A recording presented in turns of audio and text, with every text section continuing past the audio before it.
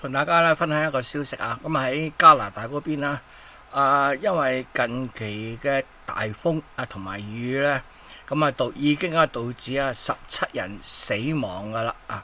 咁而呢邊新聞嘅頭條用咧就係 Everything is at a breaking point 啊！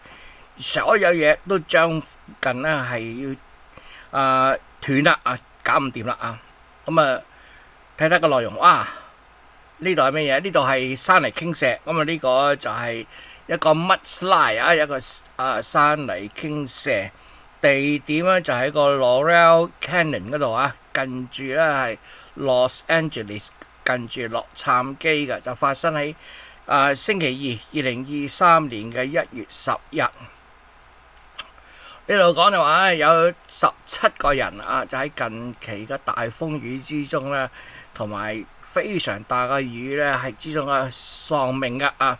咁有大量個山泥傾瀉啦，衝到去路面啦，咁就成千上萬嘅樹就吹冧晒啦。咁有部分嘅汽車就俾地下啲地洞咧就吞食咗啊！咁直情係唔見咗嗱。我哋記住咧就係啱啱過去冇耐咧，加州嗰邊係非常乾旱㗎。咁而家突然間嚟一場非常大嘅雨連續2-3季係乾旱，而家咧就突然間咧一次過咧落咗咧非常非常。佢哋話天上個河打開咗啊！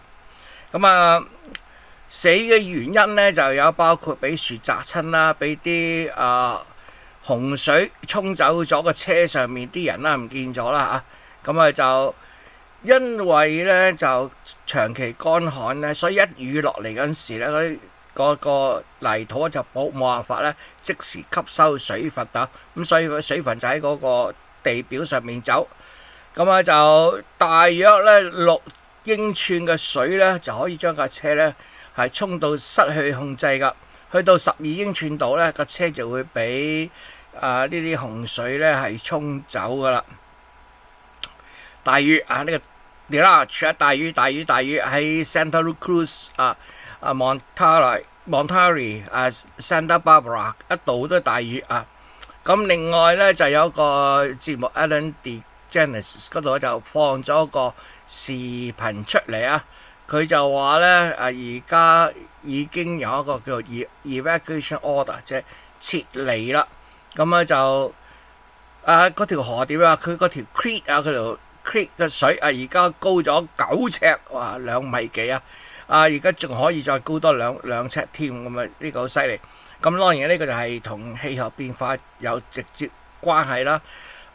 好可惜未來個氣候仍然咧繼續多雨所以最多雨嘅時間啦，估計仲有5至10寸喺三藩市北邊。